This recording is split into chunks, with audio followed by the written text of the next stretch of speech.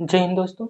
जैसे कि आपको पता ही है कि हम लोग नेट जेआरएफ और यूपीएससी ऑप्शनल और जो यूपी पीसीएस है उसके लिए जो हम लोग प्री के लिए भी जनरल स्टडी के लिए भी सामान्य अध्ययन के लिए भी जो क्लासेस संचालित कर रहे हैं उसी में मैं फिर से आज उसी पर चर्चा करूँगा। लेकिन जो हमने पिछली क्लास में छोड़ा था हम वहीं से स्टार्ट करते हैं। और हमने कल जो बात की थी वो हमने पेरेनिस साहब की महोदय की भी बात की थी, चर्चा की थी। तो मैं उन्हीं की भी आज चर्चा करने वाला हूँ, लेकिन उनके चर्चा करने से पहले मैं कुछ चीज़ें आप तक पहुँचाना चाहता हूँ। अगर आप रियल में ही आप सीरियस हैं, तो मैं आपको बता रहा हूँ कि आपको पढ़ना क्या है। हम लोग क्या होता है ना कि हम लोग बहुत कुछ चीज़ें पढ़ते हैं, लेकिन फिर हम सही दिशा में नहीं पढ़ते हैं। तो उसी की मैं आज बात करने के लिए यहाँ पर आया हूँ और उसके बाद हम क्लास चालू करेंगे। तो सबसे पहले हमारा क्या है, हमारा टॉपिक क्या है, हमारा तो जियोग्राफी ही है। लेकिन उसमें हम लोग क्या पढ़ रहे हैं कि भूगोल एक विषय के रूप में उसी की हम जो आधारभूत सत्र ले रहे हैं कि जियोग्राफी को पढ़ना ही है। वो क्यों पढ़ना है, तो जियोग्राफी यानी भूगोल एक विषय के रूप में अध्ययन करना है, वो उसी पर हम आधारभूत सत्र ले रहे हैं। लेकिन उसी में मैं ये कह रहा हूँ कि अगर आपके पास कुछ कंटेंट है तो आप पढ़िए, मुझे कोई प्रॉब्लम नहीं है, जो भी आप पढ़ रहे हैं उसको पढ़िए। लेकिन मेरा सजेशंस ये है कि अगर आप एनसीईआरटी पढ़ रहे हैं, आप एनसीईआरटी पढ़ रहे हैं और एनसीईआरटी कौन सी पढ़ रहे हैं, अगर आप इन क्लास के साथ साथ एनसीईआरटी 11 और 12 कर रहे हैं तो कोई इशू नहीं है, बहुत बढ़िया है, यही आप कर लीजिए एनसीईआरटी 11 और 12। एनसीईआरटी 11 जो मैंने अभी आधारभूत सत्र लिए हैं भूगोल एक विषय के रूप में, तो उसमें आपने पहला चैप्टर देखा होगा, फर्स्ट चैप्टर वहीं पर दिया है। क्या दिया है, भूगोल विषय की। अगर मैं आपको कहूँ तो ये हमारा जो मूल सिद्धांत है भौतिक भूगोल के मूल सिद्धांत है ना, भौतिक भूगोल के मूल सिद्धांत कक्षा 11 के लिए दो बुक्स होंगी कक्षा 11 के लिए, लेकिन ये वाली पढ़िएगा पहले आप, उसके बाद दूसरी पढ़िएगा। तो आप अगर इसको कर ले रहे हैं, इसके बाद 12 भी कर लीजिएगा क्योंकि हम उसकी भी आगे लाएंगे। तो अगर आप साथ में दोनों कर रहे हैं तो ये मुझे लगता है सफिशिएंट है अभी के लिए। लेकिन अगर आपको इससे भी बेहतर कुछ पढ़ना है, इससे भी पढ़ना है, तो मैं कहता हूँ कि 3 बुक, अगर आप चाहें तो जनसंख्या की अलग पढ़ लीजिए, पर्यावरण की अलग पढ़ लीजिए, मैं कहता हूँ भू आकृति विज्ञान की अलग पढ़ लीजिए, मैं कहता हूँ जीव मंडल की अलग पढ़ लीजिए, मैं कहता हूँ जलवायु की अलग पढ़िए, मैं कह रहा हूँ संसाधन की अलग पढ़िए। लेकिन अगर आप उतना सब कुछ नहीं कर पा रहे हैं तो मैं आपको कह रहा हूँ कि आप एक भौतिक भूगोल ले लीजिए और एक मानव भूगोल, और आप बाद में एक भारत का भूगोल ले लीजिएगा।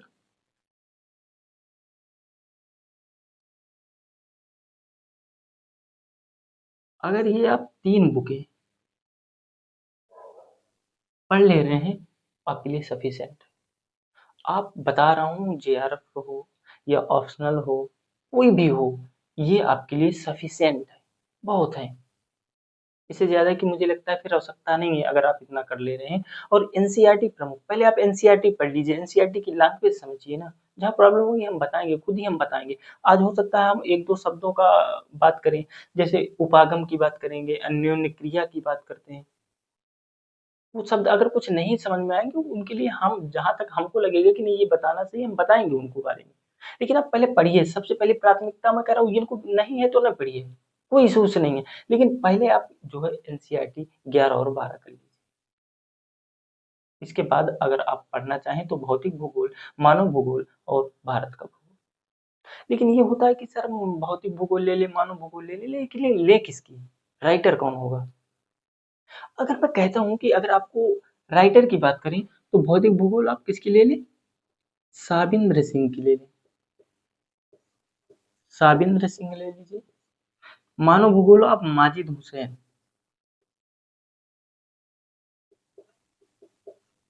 माजिद हुसैन ले लीजिए, और भारत का भूगोल डीएस कुल्हर, आपने सुना होगा।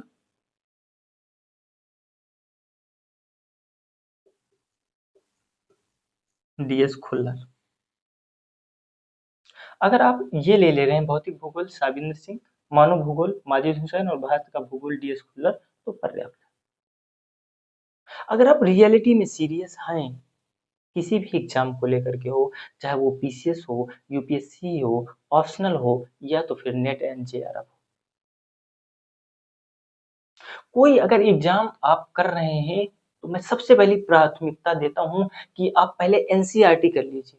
एनसीईआरटी पहला ही चैप्टर पढ़ेंगे, और जो मैंने अभी आधारभूत सत्र लिए हैं उनमें से आपको पता चल जाएगा, जो एक विषय यानी भूगोल विषय के रूप में अध्ययन करना है, वो आप मैं अभी इसी आधार सत्र में ले रहा हूँ। तब पता चलेगा, आप पहला चैप्टर पढ़िए, मेरी क्लासेस करिए, इसके बाद आप पढ़िए, इसके बाद आपको पता चलेगा कि हाँ यार, ये तो हम कभी पढ़ ही नहीं रहे थे, हमेशा इग्नोर कर दे रहे थे। और इसके बाद अगर आप एनसीईआरटी पढ़ ले रहे हैं, कुछ कंप्लीट हो जा रहा है, तब आप, मैं कहता हूँ, सजेशन देता हूँ कि आप भौतिक भूगोल साबिंद सिंह की, मानव भूगोल माजिद हुसैन और भारत का भूगोल डीएस कुल्हड़ की ले लीजिए। इतना आपके लिए सफिशिएंट है। इसके बाद भी अगर आपको पढ़ने की इच्छुक है, तो मैं कहता हूँ हर का लीजिए, जलवायु का अलग ले लीजिए, संसाधन का अलग ले लीजिए।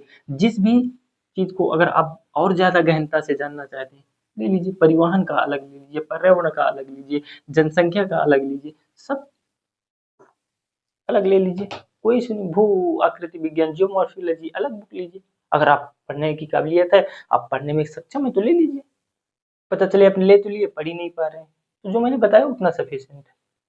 अब हम आते हैं किस पर, अपनी भूगोल विषय पर। और भूगोल विषय में हमारा क्या था, हमने कल क्या द्वैतवाद की चर्चा की थी, क्या हम थोड़ी दर्शन की झलक दिखी, हम उसी पर बात करने वाले हैं। द्वैतवाद या दर्शन पर आज बात करेंगे। लेकिन हम कह रहे हैं कि जो हमारे वैरेनियस महोदय ने किया था, कि यार जो आज पढ़ रहे हैं ना, भूगोल पढ़ रहे हैं ना, वो आप कहीं गए आप, और वहां आपने देखा कि पर्वत देखे, फिर आपने कहीं आवास देखा, फिर आपने कहीं नदी देखा, फिर आपने कहीं बांध देखा, आप सभी का वर्णन किए पड़े थे एक ही साथ। वरीनियस साहब ने कहा कि यार आप क्या कर रहे हैं, आप ऐसा करिए, जो भौतिक है, जो प्रकृति से व्याप्त सतह पर है, जो प्राकृतिक सतह पर व्याप्त है, उसको आप भौतिक में रखिए। और जो मानव द्वारा निर्मित सतह पर व्याप्त भिन्नताएं विविधताएं हैं, वो आप मानव में रखिए, अलग अलग रखिए। अब उसमें क्या देखा, नदी देखा, आप भौतिक में रखिए। फिर आपने देखा कि वहां पे बांध बना, अरे यार उसको मानव द्वारा बना इसलिए मानव में रखिए। उन्होंने कहा पर्वत देखा, प्राकृतिक में रखिए। लेकिन अगर आपने वहां गए, वहां का आवास देखा, आबादी देखी, कहीं नहीं, ये तो मानव के द्वारा बना भाई, इसको मानव में। उन्होंने क्या किया, उन्होंने अलग अलग किया। और वहीं से जो है द्वैतवाद और द्विधा की क्या आती है, वो जनक कहलाते हैं, और वहां से संकल्पना आती है। लेकिन उसके पहले हम कहते हैं कि जो वेरेनियस साहब थे,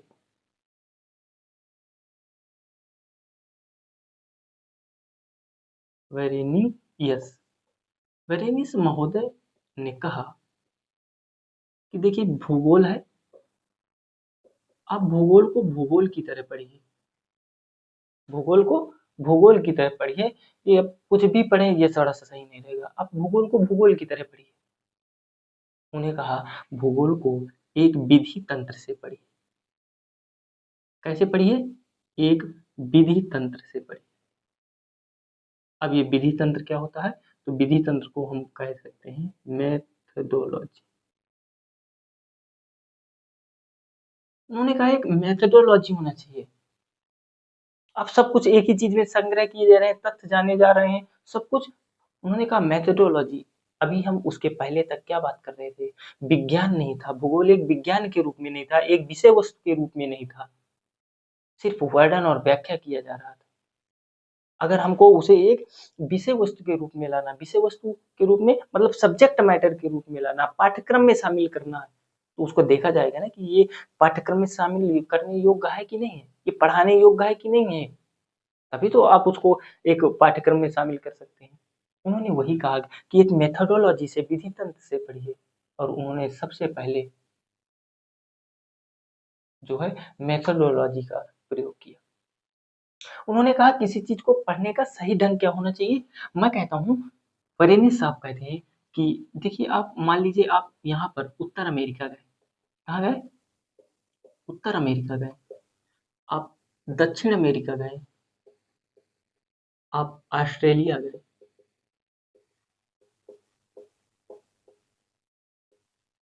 उन्होंने कहा आप कहीं गए, ऐसे क्षेत्र पर गए और वहां पे आपने देखा कि यहाँ पर तो यार पर्वत है, यहाँ पे आपने पठार देखा, वहां पे आपने नदी देखी, वहां पे आपने उद्योग देखा,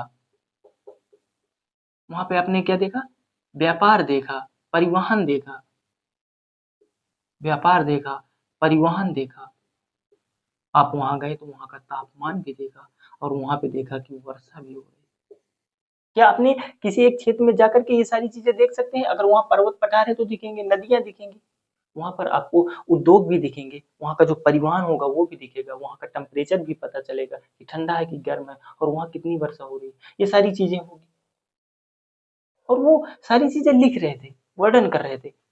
उन्होंने कहा कि मैं जब कोई व्यक्ति यहाँ जाएगा तो अगर यही चीजें पर्वत होंगी, पठार होंगे, नदी होंगे, उद्योग होंगे, परिवहन होंगे, ताप होंगे, ऊर्जा होगी, यही सारी चीजें इस पे भी होंगी और यहाँ भी सेम चीजें आई।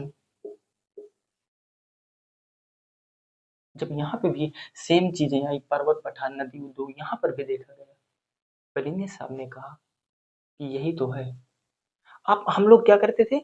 कुछ भी कर रहे थे, लेकिन उसको एक सही तरीके से विषय वस्तु क्रमबद्ध तरीके से नहीं पढ़ पा रहे थे। उन्होंने दो संज्ञान दिए, या तो अब मानव भूगोल को और भौतिक भूगोल में पढ़िए, दो भागों में पढ़िए, मानव भूगोल और भौतिक भूगोल। अगर आप इसके अलावा भी पढ़ना चाहते हैं तो आप पढ़िए क्रमबद्ध तरीके से, जैसे हम प्रादेशिक कहते हैं, सॉरी, क्रमबद्ध यानी विषय वस्तु कहते हैं, और एक क्रमबद्ध तरीके से पढ़िए, या फिर उसको हम विषय वस्तु कहते हैं। और दूसरा हमारा क्या है? दूसरा हमारा है कि किसी चीज को हम प्रादेशिक या क्षेत्रीय क्षेत्र में बांट करके भी हम पढ़ सकते हैं, या क्षेत्रीय भूगोल। तो उन्होंने दो तर्क दिए। उन्होंने कहा कि देखिए, मान लीजिए ये आपका क्षेत्र है और आपने देखा कि यहाँ पर पर्वत है, तो आप इसको एक बॉक्स बनाइए। नदी है, नदी का एक बॉक्स बनाइए। उन्होंने कहा उद्योग और परिवहन, इसका एक उद्योग बॉक्स बनाइए, और ये वर्षा और ताप का। उन्होंने कहा देखिए, ये हमारे पर्वत पठार किस में आते हैं? उन्होंने कहा भू आकृति विज्ञान में। उन्होंने कहा भू आकृति विज्ञान में आ रहे हैं तो भू आकृति विज्ञान लिखिए। नदी कहाँ आ रही है? उन्होंने कहा भाई जल विज्ञान में आ रही है। तो कहा इसे जल विज्ञान में रखी। उन्होंने कहा उद्योग और परिवहन कहाँ? आर्थिक अर्थव्यवस्था या आर्थिक भूगोल में आ जाएंगे। उन्होंने कहा हाँ, आर्थिक भूगोल में आ जाएंगे। उन्होंने कहा ताप और वर्षा कहाँ? ये तो बात यार जलवायु की हो रही है, तो क्या ये जलवायु विज्ञान हो जाएगा? उन्होंने कहा हाँ, ये बात तो सही है। उन्होंने तर्क दिया कि देखिए, आप जो एक साथ पढ़ रहे हैं किसी चीज को, मतलब एकदम वर्णन व्याख्या की तरह किसी चीज को कहीं भी रख दे रहे हैं, ऐसे नहीं, एक सिस्टम से। अगर पर्वत पठार की बात, स्थल की बात कर रहा है, भूआकृति में रखिए। नदी की बात कर रहा है और जल की बात कर रहा है, जल विज्ञान में रखिए। अगर उद्योग, परिवहन, व्यापार की बात कर रहा है तो आर्थिक भूगोल के अंतर्गत रखो। अगर वो ताप की बात कर रहा है, वो जो वर्षा की बात कर रहा है, तो उसको कहाँ रखे? आप जलवायु में रखें। उन्होंने कहा देखो, इस चीज को भी अभी दो तरीके से पढ़ा जा सकता है। इसको भी उन्होंने कहा कि दो तरीके से पढ़ा जा सकता है। एक तो ये हो सकता है कि आप ऐसे पढ़िए, ये पर्वत है, ये भी पर्वत है, ये भी पर्वत है। उन्होंने कहा देखिए, जैसे ये भी पर्वत हमने बताया, ये भी पर्वत बताया। उन्होंने कहा सेम यही चीजें हर जगह है। उन्होंने कहा देखिए, जो पर्वत यहाँ है, तो आप एक तो ये बना लीजिए बॉक्स कि आप एक तरह से ऐसे पढ़ते चले जाएंगे, यानी कि इस दिशा में पढ़ेंगे। कैसे? इस दिशा में पढ़ेंगे। उन्होंने कहा अगर आप इस दिशा में पढ़ रहे हैं तो इसी को हम क्या बोलते हैं? विषय वस्तु।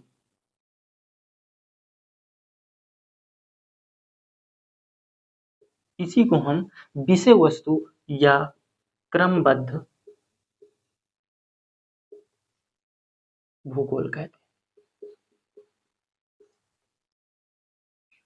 जब आप किसी एक जो है टॉपिक को लीजिए, पर्वत लीजिए, तो आप उत्तर अमेरिका का पर्वत, दक्षिण अमेरिका का, ऑस्ट्रेलिया का, एशिया का, यूरोप का, किसी भी क्षेत्र का एक पर्वत ही पर्वत पढ़ लीजिए।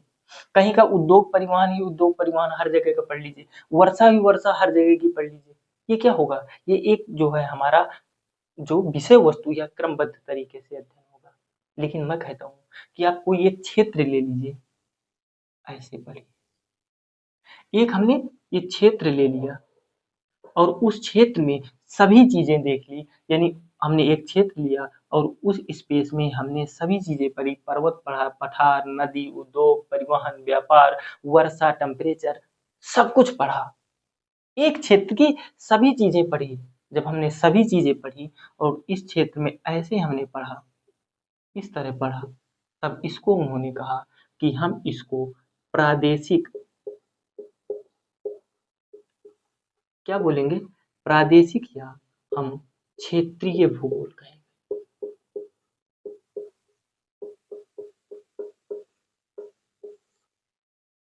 उन्होंने दो मत दे दिए, और दो मत कौन से थे? एक विषय वस्तु क्रमबद्ध, अगर आप एक ही चीज को उठा करके हर स्थान में पढ़ रहे हैं तो उसी हम विषय वस्तु कहते हैं। या तो फिर एक कोई एक क्षेत्र ले लीजिए और उस पर सभी सेगमेंट्स, उस पर सभी चीजें पढ़ लीजिए, तो वो हमारा क्या कहलाता है? प्रादेशिक या क्षेत्रीय।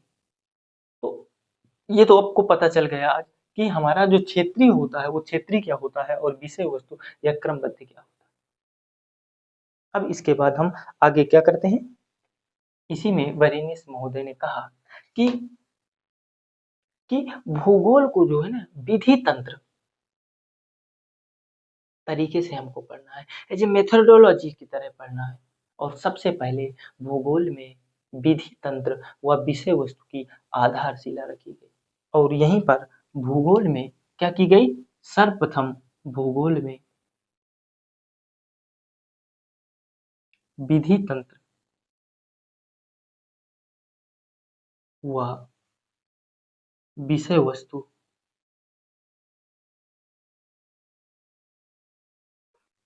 की आधारशिला रखी गई।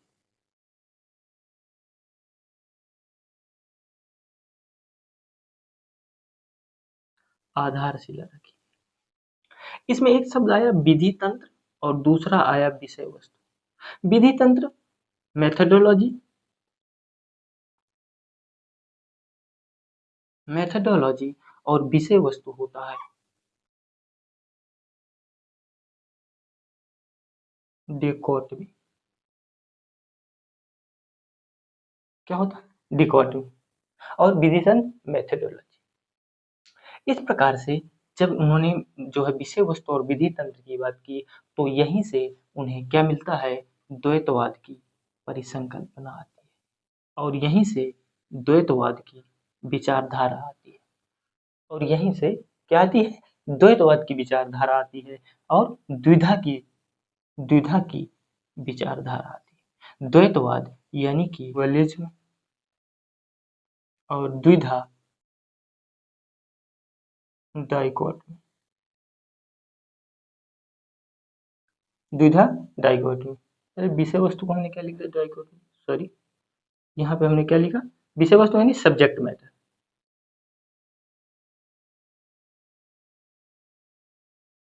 विषय वस्तु सब्जेक्ट मैटर। द्वैतवाद मतलब डुअलिज्म और द्विधा मतलब डाइकोटमी। यहीं से जो है द्वैतवाद और द्विधा की हमारी संकल्पना आती है। और जो हमारे वेरेनियस महोदय हैं, इनके क्या कहलाते हैं? जनक, father of dualism and dichotomy, Varenius महोदय। वेरेनियस महोदय जो है द्वैतवाद और द्विधा के जनक कहलाए, क्योंकि सबसे पहले इन्होंने ही क्या की? द्वैतवाद की संज्ञा दी। अच्छा, इन्होंने द्वैतवाद की संज्ञा कहाँ पे दे दी? तो हमें समझ में पहले आना चाहिए कि द्वैतवाद होता क्या है। हमें क्या समझना चाहिए कि द्वैतवाद होता क्या है, तब हम पता कर पाएंगे कि इसको मिटा दें, कि जो हमारा द्वैतवाद है वो होता क्या है, तब तो हम पता चल कर पाए कि हाँ इन्होंने दिया कि नहीं दिया। तो मैं कहता हूँ कि एक पॉइंट है, मान लीजिए ये हमारा पॉइंट ए है। क्या है हमारा? पॉइंट एक ए है।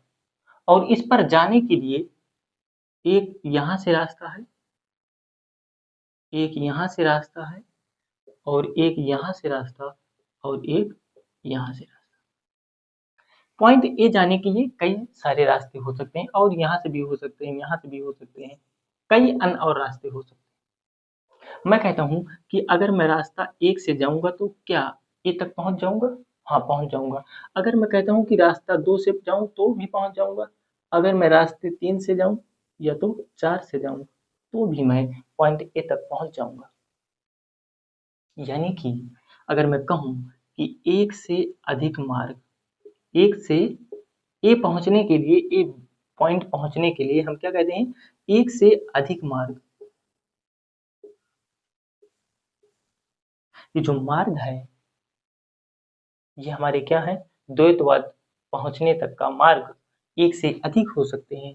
कहाँ जाने के लिए? द्वैतवाद।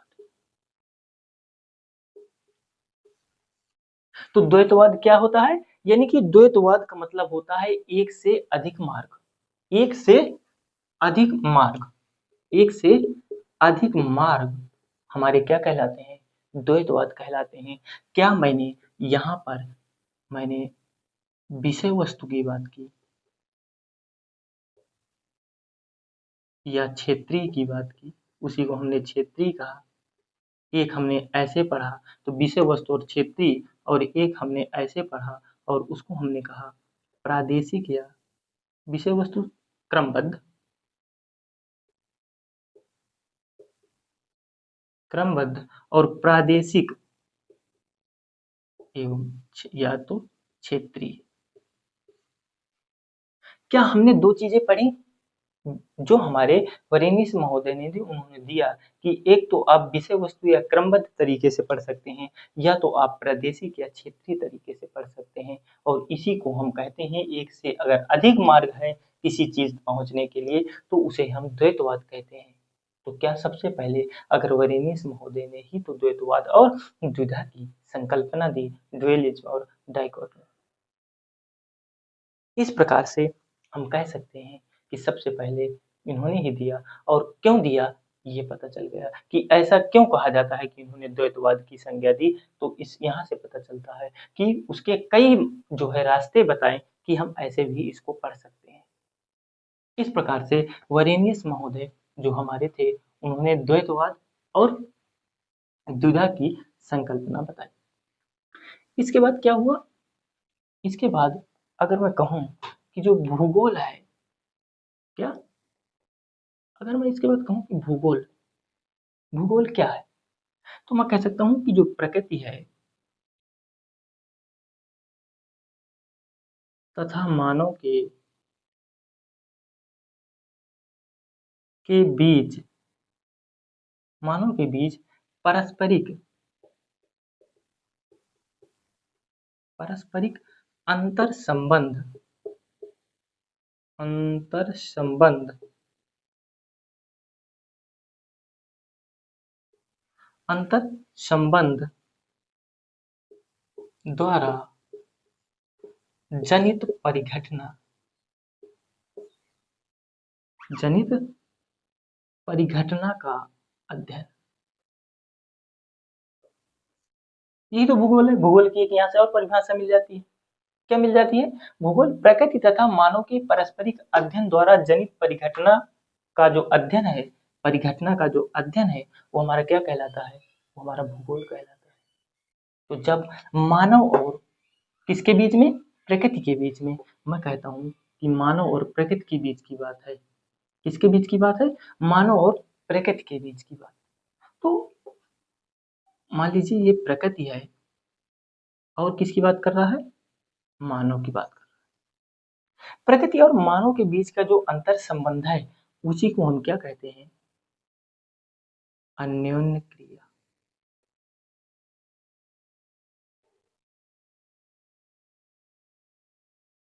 अगर आप अन्योन्य क्रिया समझ गए हो तो ठीक है, नहीं तो हम समझा दें। तो चल समझा ही देते हैं कि अन्योन्य क्रिया क्या है, इसका अर्थ क्या होता है, इसका मतलब क्या है अन्योन्य क्रिया।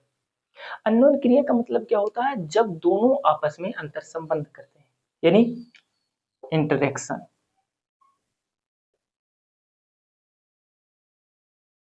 क्या करते हैं? इंटरेक्शन। अननोन क्रिया मतलब इंटरेक्शन। मतलब अगर मैं कह दूं कि जैसे कोई एक कार, मान लीजिए एक कार है और वो खड़ी है, क्या वो अपने आप चलेगी? नहीं चलेगी, जब तक उस पर कोई बल ना काम करे। अगर जब तक काम बल नहीं करेगा तो बल कार्य करने के पीछे तक वो क्या करेगी? खड़ी रहेगी, कोई मतलब नहीं है। लेकिन जैसे उस पर कोई बल करने लगेगा, बल कार्य करने लगेगा, वो क्या करने लगेगी? आगे या पीछे होने लगेगी। जैसा बल होगा आगे की ओर जाएगी तो आगे, अब पीछे की तरफ बल लगेगा तो पीछे जाएगी। यानी कि अपनी स्थिति से क्या हो जाएगी? अलग हो जाएगी, उसकी स्थिति बदल जाएगी। उसी को हम क्या बोलते हैं? अन्योन्य क्रिया। यानी कि प्रकृति और मानव के बीच में इंटरेक्शन, एक दूसरे के ऊपर क्या कर रहे हैं? अन्योन्य क्रिया कर रहे हैं। जब अन्योन्य क्रिया करते हैं तो क्या कहते हैं कि जो प्रकृति है हमारी, क्या है? जो हमारी प्रकृति है, इसको ऊपर से लिखते हैं। जो हमारी प्रकृति है, यहीं पे लिख दो। जो हमारी प्रकृति है, कहते हैं वो हमारी बड़ी अत्यधिक बलवान है।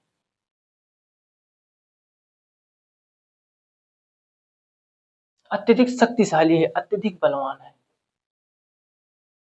लेकिन मैं कहता हूँ कि नहीं, प्रकृति अत्यधिक बलवान बलवान नहीं है भाई। कैसे बलवान है? हमने नदी को प्रदूषित कर दिया भाई। गंगा नदी को, यमुना नदी को हमने क्या किया? हमने गंगा और यमुना नदी को प्रदूषित कर दिया। अब कैसे कह रहे हैं कि हम जो है हमारी प्रकृति बलवान है? पेड़ थे, घने जंगल थे, हमने कटवा दिए भाई। मानव ने क्या किया? कटवा दिया। झूम कृषि की, दुनियादारी की, अपने उपयोग के लिए किया। प्रकृति ताकतवर है? नहीं भाई, हम हैं तो। हमने यहाँ तक, हमने तो सागर को भी प्रदूषित कर दिया भाई। नदियों की बात छोड़िए, हमने तो सागर तक को कर दिया। प्रकृति है? नहीं। पहाड़ थे, पर्वत थे, हमने कहा तोड़ो भाई इसे, यहाँ से तो जो है संसाधन निकलेगा। हमने कहा यहाँ पर भाई साहब बांध बनाओ, नदी है बांध बनाओ, यहाँ से हम बिजली उत्पादन करेंगे। प्रकृति कमजोर है कि ताकतवर है? हमने कहा यहाँ पर कुआं खोदो। यहाँ से तेल निकलेगा भाई, तेल निकालेंगे, यहाँ से पेट्रोलियम निकालेंगे। अब बताइए, प्रकृति ताकतवर है? यहाँ अब तो ऐसी स्थिति आ गई है कि अब हम प्रकृति के साथ क्या कर रहे हैं? खिलवाड़ कर रहे हैं। तो व्यक्ति जब भी जाता है ना, जब प्रकृति के खिलाफ जाता है, जब कोई भी सेगमेंट्स ऐसा हो जाता है, जब प्रकृति के साथ हम छेड़छाड़ करने लगते हैं, खिलवाड़ करने लगते हैं, उसका परिणाम बहुत ही भयंकर होने वाला है। जब जब भी प्रकृति के साथ खिलवाड़ किया गया है, वो एक त्रासदी लेकर के आई। वही कह रहा हूँ कि बताइए, क्या प्रकृति बलवान है? मैं कहता हूँ कि नहीं, पर ये भी कहता हूँ कि हार रही होगी। जब तक मानव प्रकृति के परे नहीं गया होगा, जब तक उसको तकनीकी का ज्ञान नहीं हुआ रहा होगा, जब तक उसका विकास नहीं हुआ होगा, तब वो प्रकृति बलवान रही होगी। मैं कह दूं कि अगर आदिकाल की बात कर दूं, मैं अगर आदिकाल की बात कर दूं तो हाँ, रही होगी। आदि मानव के समय रही होगी।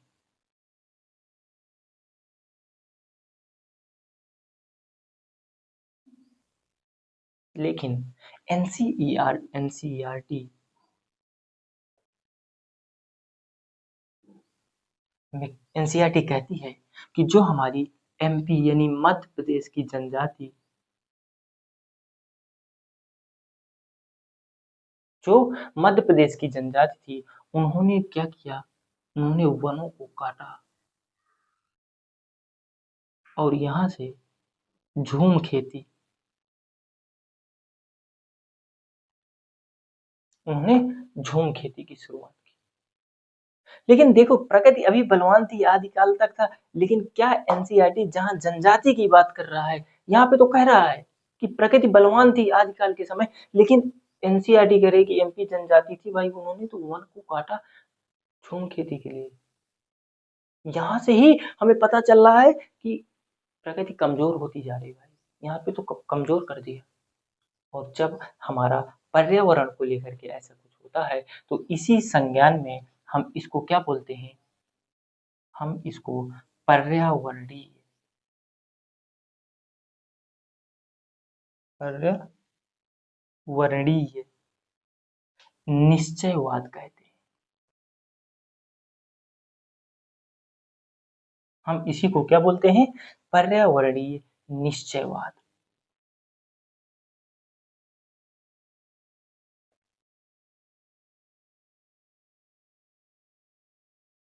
इन्वायरमेंटल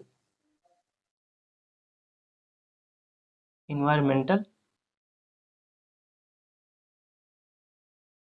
डिटरमिनिज्म क्या कहलाया? वही हमारा इन्वायरमेंटल डिटरमिनिज्म यानी पर्यावरणीय निश्चयवाद कहलाया। इसके बाद आपको पता चला ना कि पर्यावरणीय निश्चयवाद क्या है। यानी कि जहां हम लोग कहते थे कि प्रकृति बलवान है, ताकतवर है, वहीं आदिकाल या आदि मानव में हमें हो सकता है देखने को मिले। लेकिन वहीं एनसीईआरटी इस बात की पुष्टि करती है कि जो हमारी एमपी की जनजाति थी, उन्होंने मध्य प्रदेश की जो जनजातियां थी, उन्होंने वन को काटा। शिफ्टिंग कल्चरल कल्चरवेशंस के लिए शिफ्टिंग कल्चरवेशंस के लिए झूम खेती के लिए उन्होंने काटा और वहां झूम खेती की। और इस स्थिति को हम क्या बोलते हैं? पर्यावरणीय निश्चयवाद और इन्वायरमेंटल डिटरमिनिज्म।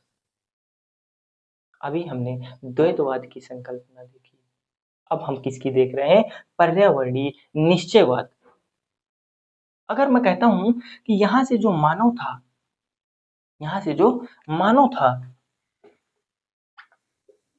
जो यहाँ से मानव की अगर बात करें, तो अब यहाँ पर अन्योन्य क्रिया इंटरेक्शंस में अब मानव क्या करने लगा? अब मानव जो आधुनिक आधुनिक मानव की बात करें, आधुनिक मानव की बात करें तो इसने क्या किया? विकास किया। इसने क्या किया? इसने विकास किया। और विकास किसका किया? इन्होंने तकनीकी का किया, इन्होंने सामाजिकता का किया और इन्होंने संस्कृति का किया। और भी कई सारे इन्होंने विकास किए। जब बात आधुनिक मानव की तो उन्होंने किया विकास किया, और ये हमारे कहाँ गए? और ये जो आधुनिक मानव थे, ये हमारे कहाँ चले गए? ये हमारे प्रकृति के परे चले गए। या जो मानवीय क्रियाएं थी, मानवीय क्रियाएं क्रियाएं प्रकृति के परे चली गई। क्योंकि विकास हुआ, उन्होंने तकनीकी का अध्ययन किया, उन्होंने तकनीकी का विकास किया, उन्होंने समाज का विकास किया, उन्होंने संस्कृति का विकास किया, और इस प्रकार से वो क्या हुए? उन्होंने मानवीय क्रियाएं प्रकृति के परे चली गई।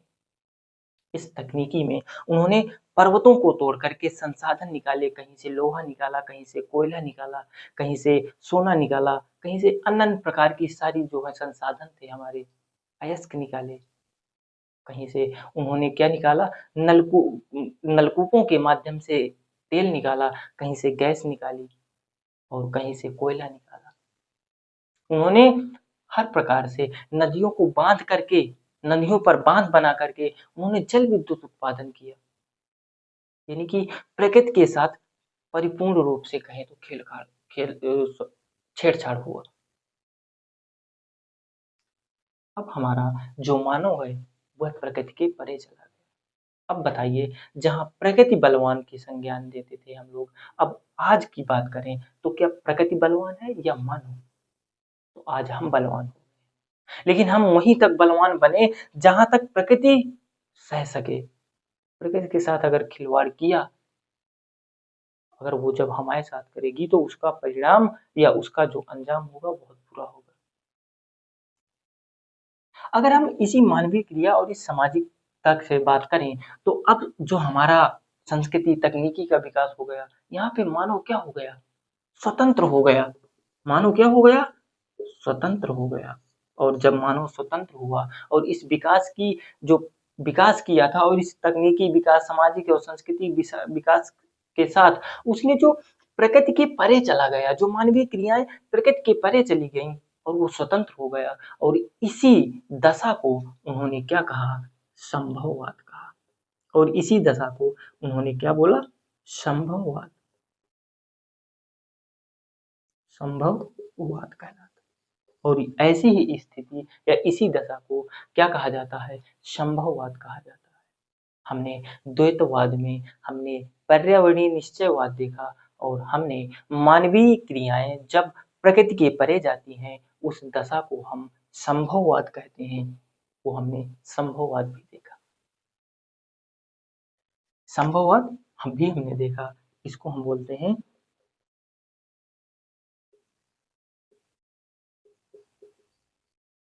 पॉसिबिलिटी। इस प्रकार से उन्होंने वेरेनियस महोदय ने जो है द्वैतवाद की बात की, द्विधा की बात की, उनके जनक कहलाए। लेकिन उसके परे भी हमने क्या देखा? जो भूगोल थी और जो प्रकृति और मानव के बीच जो हमारे अंतर संबंध थे, जब उन्होंने एक दूसरे के प्रति अन्योन्य क्रिया किया, इंटरेक्शंस किया, तब क्या हुआ? एक समय प्रकृति बलवान की संकल्पनाएं दी जा रही थी, तो आज वही मानव जो है बलवान की प्रतिभूतियां देखने को मिलती। इस प्रकार से आपने एक शब्द यहाँ पे अन्योन्य क्रिया, इसका भी हमने बताया। और आगे चल के आप एक शब्द उपागम पढ़ेंगे कि उपागम क्या होता है। जब आप पोस्ट ग्रेजुएशन या ग्रेजुएशन के टाइम होते हैं तो ऐसे शब्द आपको बहुत सारे मिलते हैं। उपागम, तो उपागम का मतलब क्या होता है? दृष्टिकोण होता है। क्या होता है? दृष्टिकोण। उपागमों की चर्चा कीजिए ना, तो दृष्टिकोण, किस दृष्टिकोण से देख रहे हैं, प्रकार से देख सकते हैं, तो वो हमारा उपागम मतलब दृष्टिकोण, देखने की नियत या तकनीकी जो होती है उसे हम उपागम कह सकते हैं। इस प्रकार से वरेनियस महोदय के साथ ये हमारे आज पर्यावरणीय निश्चयवाद, संभववाद, द्वैतवाद की परिकल्पनाएं आज हुई। लेकिन अगर मैं कहूं कि अभी तक हमने कितने द्वैतवाद देखे, अगर मैं द्वैतवाद की बात करूं कि अभी तक हम भूगोल में कितने द्वैतवाद देखे, भूगोल में अगर द्वैतवाद की बात करें, अगर भूगोल में अभी तक हमने जो द्वैतवाद की बात करें तो हमने पहले क्या देखा कि भौतिक भूगोल वर्सेस मानव भूगोल, एक द्वैतवाद है कि नहीं है। फिर हमने प्रादेशिक देखा, किसी को आप क्षेत्रीय भी कह सकते हैं, वर्सेस हमने विषय वस्तु, विषय वस्तु या इसी को क्या कह सकते हैं आप? क्षेत्रीय भूगोल। और जो हमने अभी हाल लास्ट में देखा क्या, एक था पर्यावरणीय,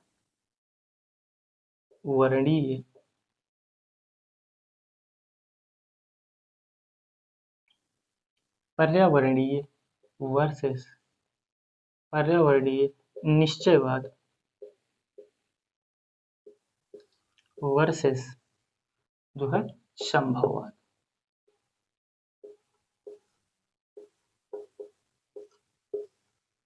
इस प्रकार से हमने भूगोल में द्वैतवाद की बात की, द्वैतवाद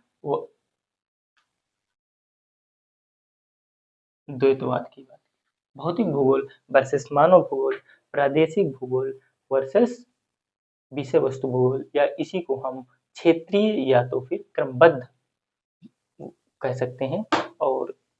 और लास्ट में हमने देखा पर्यावरणीय निश्चयवाद तथा हमारा संभववाद। इस प्रकार से आज हमारी जो है द्वैतवाद की संकल्पनाएं खत्म होती है।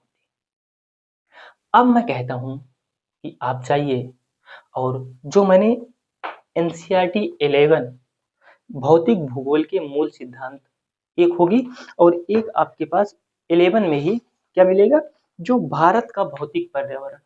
इस प्रकार से आप जाइए और आज की क्लास में आपने जो पढ़ा है उसको एनसीईआरटी 11 यानी कि भौतिक भूगोल के मूल सिद्धांत में जाइए और वहाँ पर पढ़िए, फिर बताइए जो पहला चैप्टर है भूगोल विषय वस्तु के रूप में, तब आपको पता चलेगा कि इन क्लासों का क्या महत्व था।